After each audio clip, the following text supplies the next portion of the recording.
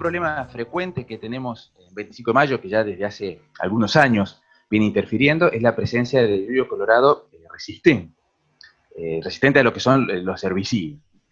No es un problema, digamos, solo de 25 de mayo, afecta a varios partidos de lo que es la provincia de Buenos Aires.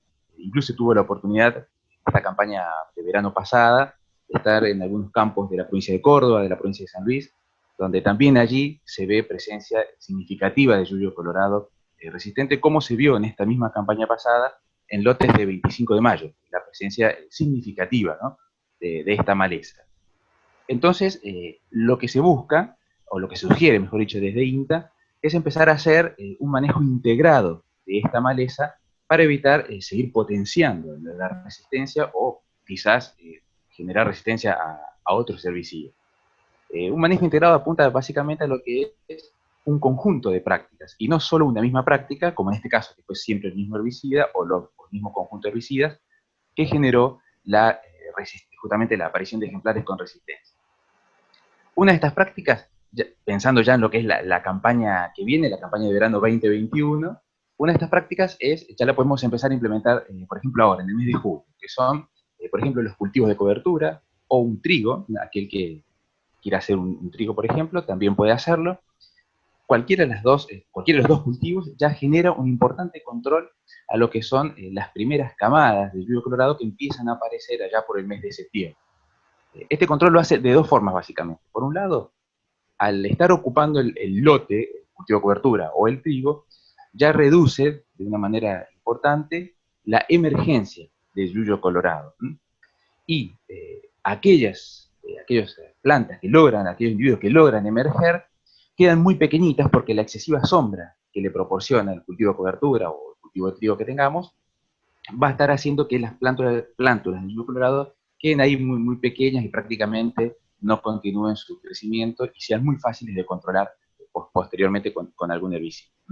Entonces, justamente el cultivo de cobertura o el trigo ya es una importante forma de controlar en aquellos lotes donde ya vimos en la campaña pasada presencia de yuyo colorado resistente. Tenemos en 25 de mayo un ensayo de cultivo de cobertura en donde se evaluó justamente el control de malezas. Y estas son las dos formas importantes en que controla: disminuyendo la emergencia, y aquellas plántulas que logran emerger las mantiene ahí muy pequeñitas, prácticamente no continúan su crecimiento.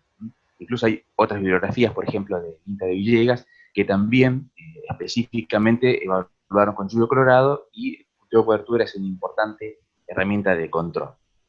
Ya pensando un poquito más en el cultivo de verano, un cultivo de soja o un cultivo de maíz de primera, ¿no?, que quieran hacer algún productor, otra forma de control ya es pensar en una estructura de estos cultivos soja-maíz que sea competitiva, que compita contra el yuyo colorado.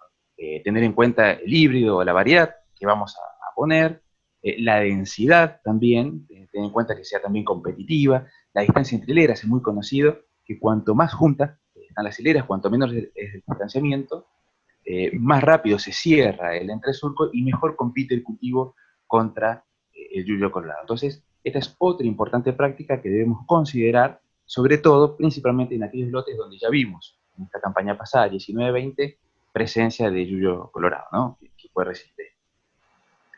Después también considerar, por supuesto, el uso de herbicidas. No es que no podemos usar más herbicidas. Los herbicidas, por supuesto, se van a seguir usando, pero sí hay que tener muy en cuenta algunos aspectos, que son fundamentalmente la rotación y la combinación de distintos modos de acción. No usar siempre el mismo modo de acción, justamente por eso se generó resistencia a algunos herbicidas, y incluso si seguimos usando otros herbicidas que lo estén controlando, pero frecuentemente vamos a generar resistencia a estos otros herbicidas. Entonces, la idea es no solamente rotar los herbicidas campaña tras campaña, sino también combinar en la misma campaña distintos modos de acción para que puedan controlar el yuyo colorado. Es fundamental en este caso partir de un herbicida que sea residual, que ya esté incorporado en el momento de que se va a hacer la siembra de la soja o del maíz, que ya esté incorporado en el suelo, para que pueda hacer un muy buen control de las primeras camadas que vayan apareciendo de yuyo colorado. Porque el yuyo colorado, cuando supera los 10 centímetros de altura, ya es más difícil de controlar. Entonces es fundamental tratar de hacer controles tempranos de esta especie. Esto no quiere decir que no podamos usar herbicidas de posemergencia. Pueden utilizarse herbicidas de posemergencia, pero no deben ser como una única forma de control, es decir, use post-emergencia y nada más, el residual no.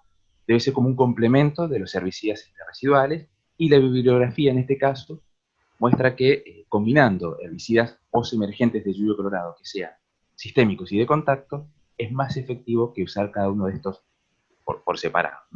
Pero el herbicida residual, digamos que es la estrategia más eficiente para el control de esta maleza. Por supuesto, otra de las prácticas es el empleo de semilla original, tratar de evitar semillas que vengan con impurezas, sobre todo, bueno, de esta especie, ¿no? Si bien no es muy común, a veces pasa, pero utilizar semillas originales, fundamentales, es otra forma también de controlar o de evitar que por lo menos haya presencia de esta semilla o de esta especie en nuestro campo. Y ya finalmente yéndonos hacia lo que es el final del ciclo de la campaña de verano, lo que es el final de lo que es la soja o el maíz que vayamos a hacer en el próximo verano, podemos ir pensando en lo que es la cosecha. En la cosecha también hay otro momento importante para controlar a lo que es el lluvio colorado, que es justamente con la cosechadora.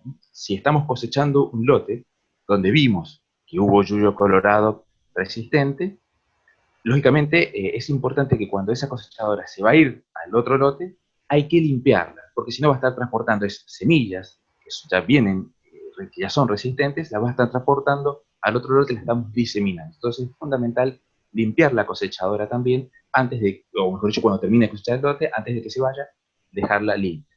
O al revés también, si va a venir una cosechadora a nuestro lote, que no sabemos si de qué otro campo ha venido, si hubo o no lluvia colorado, siempre es importante limpiarla, y más si sabemos que viene de otro campo, donde está esta especie resistente, con más razón, limpiarla siempre en la cosechadora antes de que ingrese a nuestro lote, de manera de que no empiece a diseminar en nuestro lote más semillas de lluvia colorado que sean resistentes. Por eso, resumiendo, esto es lo que sugiere el INTA, hacer un manejo integrado, es decir, un conjunto de prácticas y no siempre una misma práctica, de manera de evitar que el lluvio colorado se adapte a esa única práctica si usamos siempre la. Recordemos entonces, cultivo de cobertura o un trigo, que podemos usarlo ahora, por ejemplo, la estructura del cultivo de soja o de maíz, que sea una estructura competitiva, la semilla original, la limpieza de la cosechadora, ¿sí? Y fundamental con los herbicidas, la rotación y la combinación de distintos modos de acción.